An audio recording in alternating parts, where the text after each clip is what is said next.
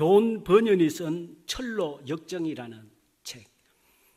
제가 설교 때마다 가끔씩 철로 역정을 얘기하고 있는데, 그 이유는 존 버년이 쓴 철로 역정 그 현장을 제가 가봤기 때문에 자꾸 써야 본전을 뽑습니다. 그래서 하는데, 존 버년의 철로 역정에 보면 한 이 순례자 크리스찬이죠. 이 순례자 이름을 크리스찬인데 결국 우리를 얘기하고 있는 거죠. 장망성이라고 하는 멸망의 성이죠. 이 세상입니다. 이 세상에서 천국 가는 시온성이라고 되어 있는데, 천국을 가는 그 순례의 인생길을 가서 천국 가는 내용을 쓴 내용이죠. 거기에 보면 이 순례자가 어느 한 방을 들어갑니다. 그런데 그 방에 보니까 먼지가 자욱한 거예요. 그래서 그 한 방에 있는 한 소년이 먼지를 빗자루로 씁니다. 그랬더니 바닥에 엄청나게 많이 쌓여있던 먼지가, 그냥 메마른 먼지가 빗자루로 쓰니까 어떻게 되겠어요? 그 좁은 방 안에 완전히 먼지로 방 안이 매캐한 먼지가 쌓이게 됩니다. 그래서 이것이 뭡니까? 했더니 안내자가 얘기를 하면 이것은 바로 율법이다.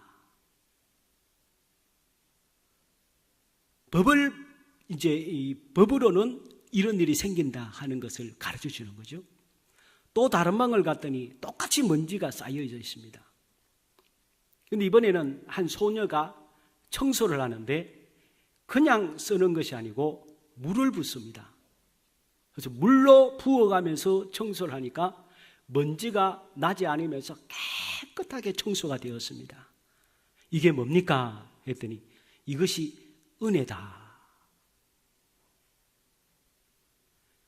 율법으로는 구원을 받지 못한다는 것을 의미합니다. 그리고 구원은 은혜로 받는 것이다.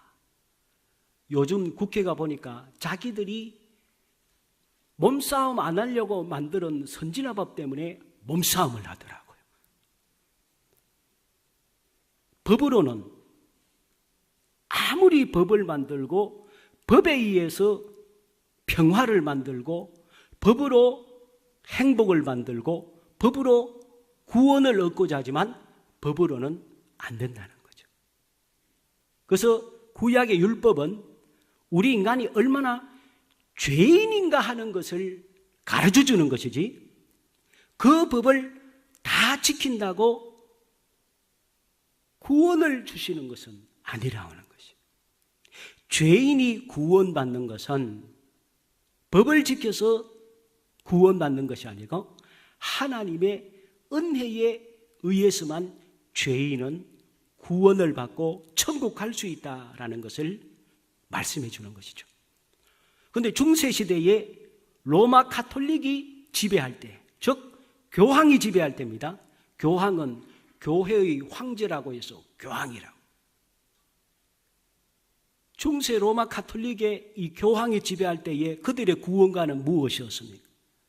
은혜로 구원받는 것이 아니고 인간의 행위에 의해서 구원이 가능하다고 얘기를 했어요. 성경에 있는 내용을 정확하게 가르친 것이 아니고 성경에 없는 내용을 가르쳤지요.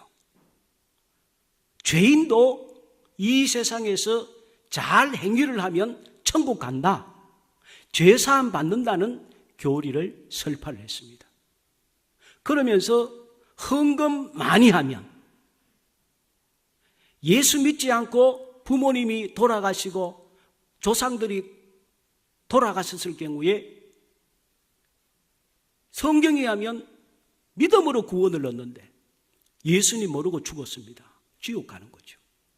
그런데 이 죽은 조상들을, 지옥이나 연옥에 가 있는 조상들을 천국으로 보낼 수 있다. 어떻게 하면 되냐?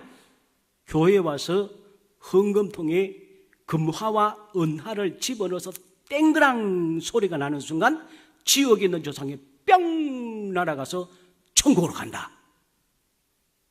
이런 구원관을 주장한 것입니다.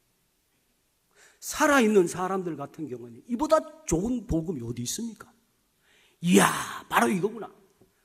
그래서 많이 헌금하고 많이 충성하면 죽은 조상들도 구원받을 수 있다. 그러니 건물을, 큰 건물 지을 때에 너도 나도 기도 제목을, 우리 누가 언제 돌아가셨는데 천국 가게 해주세요. 그럼 천국 간다는 거예요. 성경에 없는 내용들을 전한 것이죠. 이러다 보니까 중세 시대의 교회의 타락상은 극을 달리는 것입니다. 즉 물질적으로, 영적으로 극도로 타락하게 된 것입니다. 여기에 뜻을 가진 종교개혁가들이 성경을 알지 않습니까? 성경을 보니까 그게 아닌데, 그래서 이 뜻있는 종교개혁가들이 이제 하나님의 말씀을 연구하면서 이거는 아니다. 성경에 보니까 하나님 말씀 1.1획도 틀림이 없고 이 말씀을 가금하는 자는 내가 저주할 것이다. 그냥 두지 않겠다는 게 성경인데, 성경에 없는 내용을 진리인 것처럼 가르치는 그 시대 상황 속에서 근데 바른 소리하면 죽는 거죠. 그러니까 뜻있는 종교개혁자들이 사느냐 죽느냐의 상황 속에서 목숨을 거는 것입니다. 진리를 위해서 목숨을 거는 것이죠. 그래서 종교개혁을 일으키면서 하나님 성경으로 돌아가자, 하나님으로 돌아가자, 본질로 돌아가자라고 이들은 개혁을 일으킨 것입니다. 그 가운데 5개의 중요한 본질로 돌아가는 5개의 슬로건을 내걸죠. 지난주에 말씀드렸듯이 오직 성경, 오직 은혜, 오직 믿음, 오직 그리스도, 오직 하나님의 영광. 5가지 슬로건을 내걸고 이것 아니면 우리는 죽자. 그런 중심으로 본질로 돌아가기 위해서 최선을 다하는 것이죠. 그 중에 중요한 본질이 무엇입니까? 우리 사람은 오직 하나님의 은혜로 산다는 거예요. 이 세상을. 그리고 구원도 나의 행위로 구원을 얻을 수 있는 것이 아니고 하나님의 은혜에 의해서만 우리는 구원받을 수 있다는 거예요. 그러면 하나님의 은혜라는 것은 도대체 무엇일까요? 이 은혜란 말을 신약 성경의 바울 사도는 약 100여 회 정도 은혜라는 말을 사용을 합니다. 하나님의 은혜를 사용하죠. 또 예수님의 사도들 같은 경우에 서신서에 보면 약 50여 회 정도 하나님의 은혜라는 말을 사용합니다. 이 은혜라는 말, 은혜 해자를 써서 국어사전에 보면 사랑으로 베풀어주는 신세나 혜택을 말하죠. 헬라어로는 카리스를 말하는데 그 뜻은 하나님의 무조건적이고 자의적인 사랑입니다. 무조건적인 그리고 자의적인 하나님의 뜻에 의한 사랑을 은혜라고 했어요.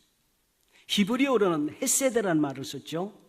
이것은 호의, 감사, 선물, 자비, 너그러움, 기쁨 등으로 은혜를 약 16가지 정도로 이해할 수 있을 정도로 은혜는 광범위합니다.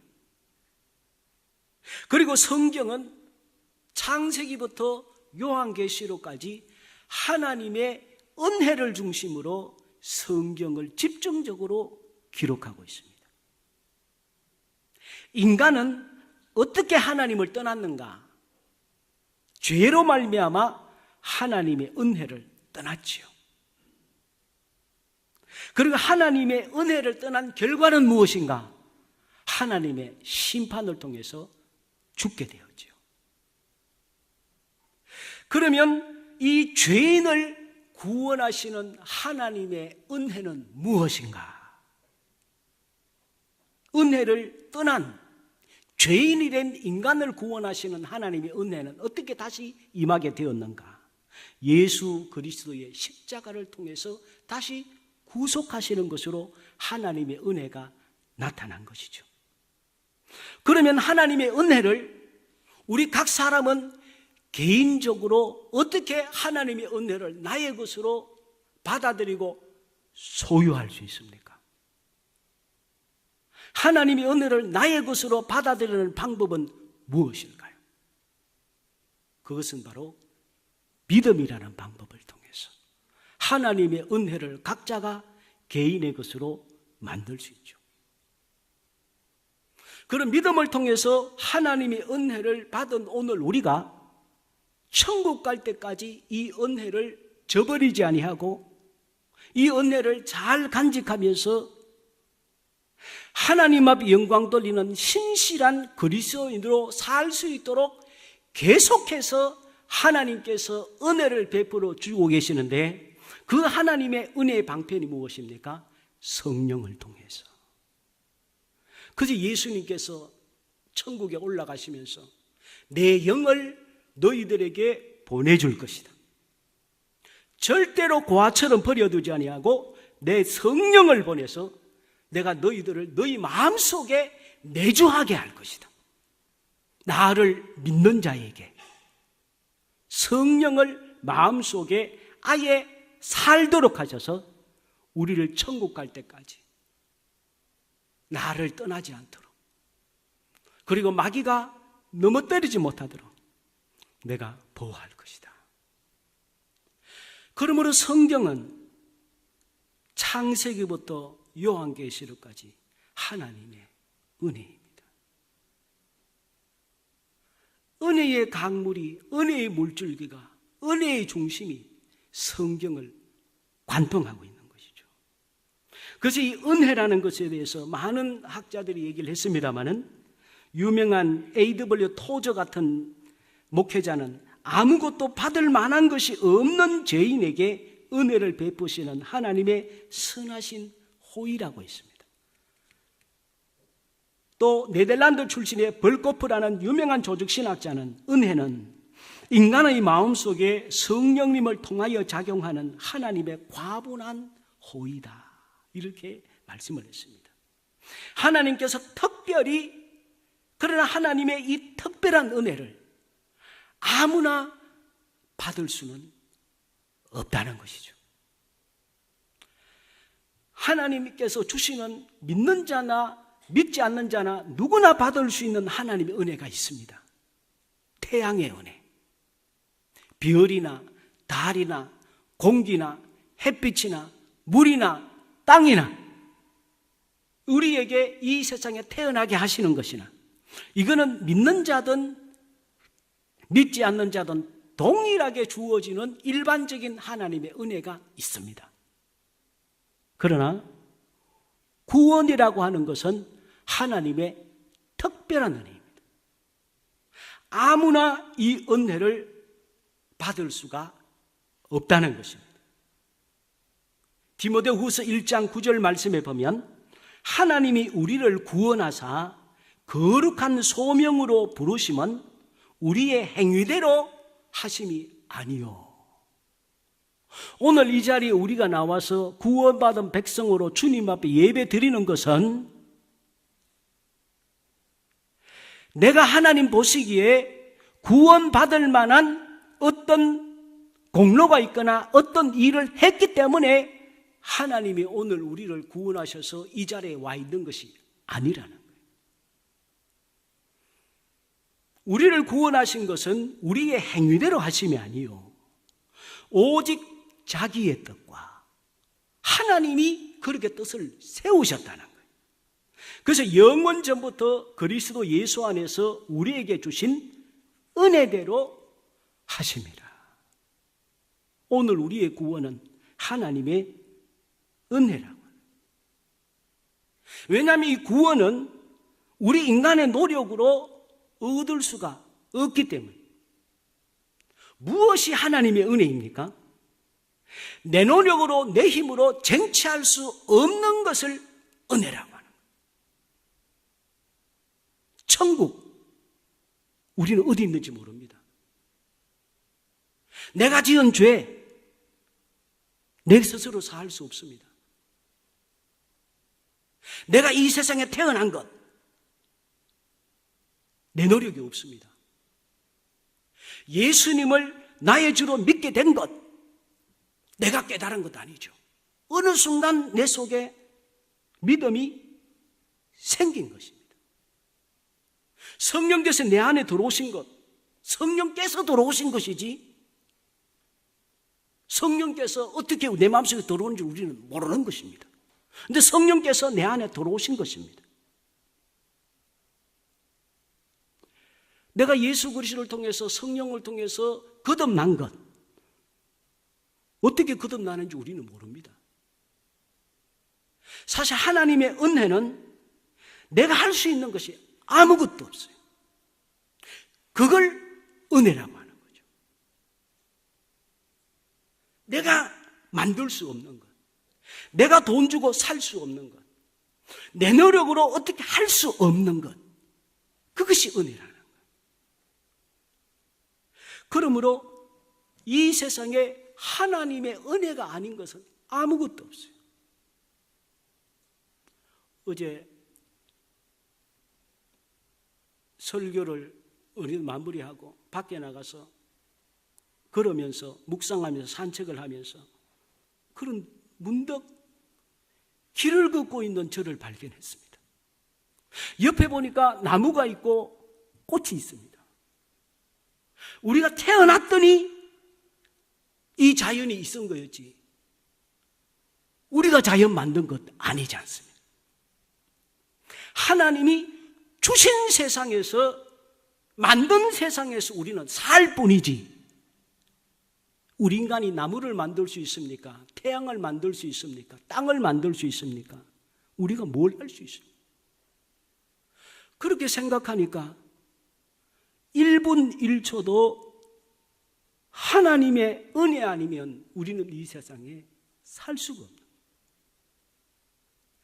그러므로 우리가 이 세상에 존재하는, 이 세상에 유지되고 보존되고 진행되는 모든 것이 하나님의 은혜입니다. 그럼 이 하나님께서 우리에게 주시는 은혜를 주시는 방식은 무엇입니까? 하나님은 주시는 은혜로 우리를 인도하십니다. 부모님이 자녀를 조건 없이 양육하는 것 같이 하나님께서도 아무 조건 없이 은혜를 주십니다. 창조하신 아담에게 조건 없이 에덴 동산과 이 자연의 모든 것을 아담에게 주셨습니다. 예수 그리스도를 우리에게 아무 조건 없이 보내주셨습니다. 우리 하나님은 우리에게 끊임없이 주시는 분이세요. 끊임없이 주세요. 끊임없이 주세요. 제가 이런 얘기를 해서 죄송합니다만 주중에 제가 눈물이 나도록 마음속에 감동이 됐어요. 저도 개척교회를 해봤지 않습니까? 규모 있는 교회 목사님들이 밥을 사주시고 하는 것을 개척교회 어려울 때부터 그걸 보면서 저는 마음속에 하나님께 기도했습니다. 하나님, 저도 나중에 후배 어려워하는 목사들을 도울 수 있고 밥을 살 수 있는 목사가 되게 해주세요. 그게 제 진짜 기도 제목이었습니다.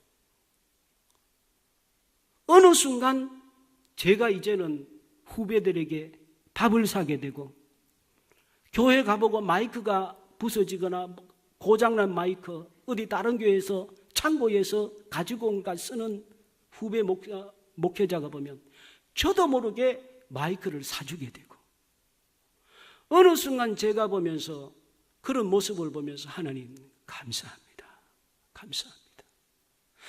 하나님으로부터 안 받은 것이 아무것도 없는데 하나님, 저도 받은 은혜를 좀 갚으며 살 수 있는 사람이 되게 해주세요. 그게 제 기도 제목입니다. 근데 지난 주중에 눈물이 나도록 제가 감동을 받은 것이 있습니다. 그러니까 저도 이제는 줄 수 있는 사람이 되고 있지 않습니까? 근데 저만 만나면 끊임없이 주는 분이 또 한 분 계세요. 끊임없이 줍니다. 제가 물어보지는 못했어요. 한번 물어보고 싶은데 못 물어본 것이 한번 그게 본인의 자연스러운 발로입니까? 하나님이 감동을 했습니까? 좀 물어보고 싶은 게 있었어요. 죄송합니다. 제 바로의 형님이에요.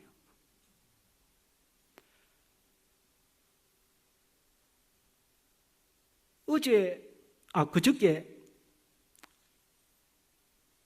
다른 곳에 가서 설교를 하고 오다가 갑자기 만나게 됐어요.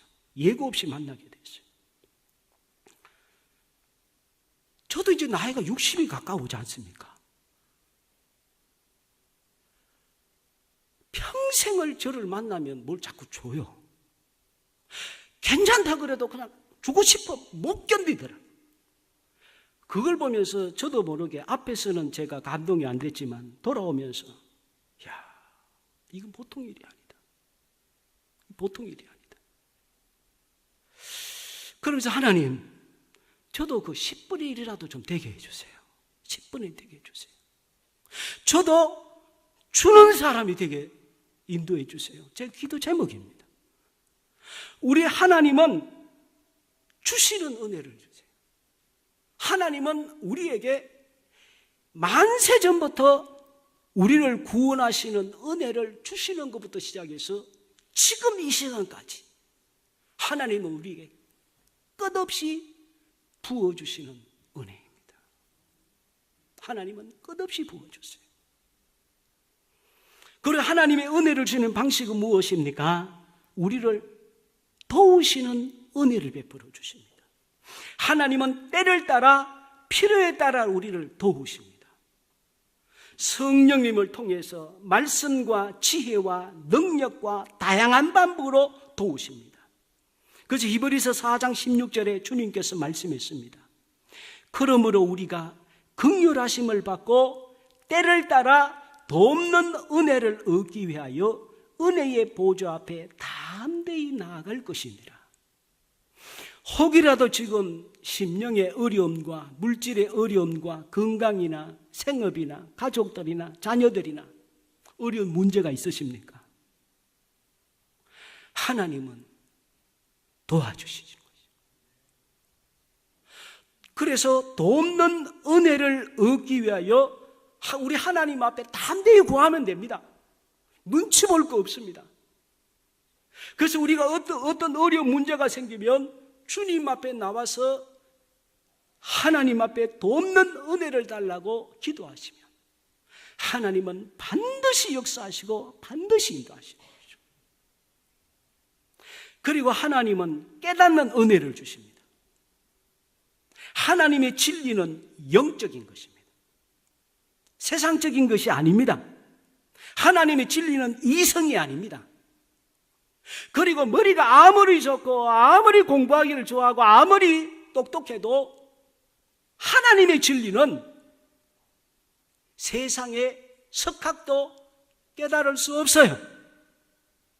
아인슈타인, 스티븐 호킹, 하나님의 영적인 진리를 못 깨달았어요. 스티븐 호킹은 성경의 진리를 못 깨닫고 죽었죠. 왜냐하면 하나님의 진리는 영적이기 때문에 하나님께서 하나님의 은혜를 깨닫는 은혜를 주시지 않으면 성경을 깨닫지 못합니다. 예수님을 수십 년 평생을 믿어도 영적인 진리를 깨닫지 못하고 죽는 사람도 많이 있습니다. 하나님께서 깨닫게 하시는 은혜를 주셔야 합니다. 그래서 우리 그리스도인은 이성적인 그리스도인이 되면 안 됩니다. 지식을 중심으로 한 그리스도인이 되면 안 됩니다. 세상 논리를 교회에 가져와서 세상 논리로 성경을 해석하는 세상적인 그리스도인은 안 됩니다. 그리스도인은 영적이어야 합니다. 성령에 의해서 성경을 보고 성령에 의해서 하나님의 진리를 깨달아 알 수 있는데 세상적인 지식과 세상의 방식과 세상의 경험과 내가 겪었던 그걸 가지고 성경을 해석하려고 하니 세상적인 그리스도인이 되는 것이죠. 그러므로 은혜를 받을 때에 하나님, 진리를 깨닫는 은혜를 주옵소서. 그래서 솔로몬이 무엇을 기도했습니까? 왕이 되고 나니 기가 막힙니다. 자기보다 잘난 형들이 10명도 넘는 적자들이 많은데 불륜에 의해서 태어난 서자인 자기가 왕이 된 거예요. 이게 어떻게 이해가 됩니까? 형들이 버글버글 죽일 듯한 눈으로 바라보고 있는데 자기가 왕이 됐어요. 백성을 다스리기에는 자기는 너무 어리고 부족합니다. 그래서 솔로몬이 우리 하나님 앞에 열왕기상부터 열왕기상 쭉 읽어보면 무엇입니까? 하나님, 제가 어떻게 왕이 됐습니까? 이거를 깨달을 수 있는 하나님의 뜻을 알 수 있는 은혜를 주옵소서. 그 지혜 주옵소서. 그리고 이 백성을 다스릴 수 있는 은혜를 주옵소서.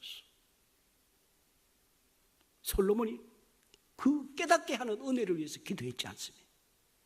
그럴 때에 하나님께서 깨달아 아는 지혜를 은혜로 주셨고, 솔로몬은 그 깨닫는 은혜를 받아서 거뜬하게 놀라운 통치를 하게 되었던 것이죠.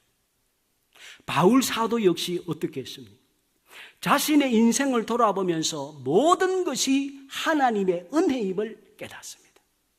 그래서 고린도전서 15장 9절 10절에 뭐라고 말씀합니까? 나는 사도 중에 가장 작은 자라. 나는 하나님의 교회를 박해한 자다. 그런데 내가 어떻게 하나님의 사도가 됐느냐? 이것은 이성적으로 이해가 안 되는 일이라는, 있을 수가 없는 일이라는. 그래서 내가 나된 것은 하나님의 은혜로 된 것이니 내게 주신 그의 은혜가 헛되지 아니하여 내가 모든 사도보다 더 많이 수고하였으나 내가 한 것이 아니요 오직 나와 함께 하신 하나님의 은혜로라. 오늘 우리가 지금까지 인생을 살고 구원받고 주님 앞에 충성하고 신앙생활한 것은 내 공로는 아무것도 없다는 거 인정하십니까? 우리 자신의 공로는 없어요. 모든 것이 하나님의 은혜라는 거예요. 그럼 우리 남은 여생도 내가 한 거 자꾸 드러내고 싶고, 우리 사람은 그렇잖아요. 내가 한 거 남은 알아주기를 원하고 또 그걸 행사하고 싶은 유혹이 우리 인간에게는 있지 않습니까? 그럴 때마다 내가 한 것이 아니요 하나님이 하셨습니다. 하나님이 저를 사용하셨습니다. 하나님, 저를 사용해 주셔서 감사합니다. 일평생 하나님께만 영광 돌리고 하나님의 은혜를 깨달으며 살아야 하는 것이죠. 마지막으로 잠깐만 말씀드립니다. 그러면 하나님께서 우리에게 은혜를 베푸신 이유는 무엇입니까? 왜 우리에게 특별히 하나님의 은혜와 사랑을 베풀어 주십니까? 그 원인은 어디에 있습니까? 오늘 본문에 보니까 4절부터 8절의 말씀에 그 원인이 있습니다. 유일한 원인은 하나님이 우리를 구원하시고 우리 인생 전체를 책임지시고 우리 인생을 이끌어가는 유일한 이유는 4절부터 보니까 긍휼이 풍성하신 하나님이 우리를 사랑하신 그 큰 사랑을 인하여 허물로 죽은 우리를 그리스도와 함께 살리셨고 너희는 은혜로 구원을 받은 것이라. 유일한 이유는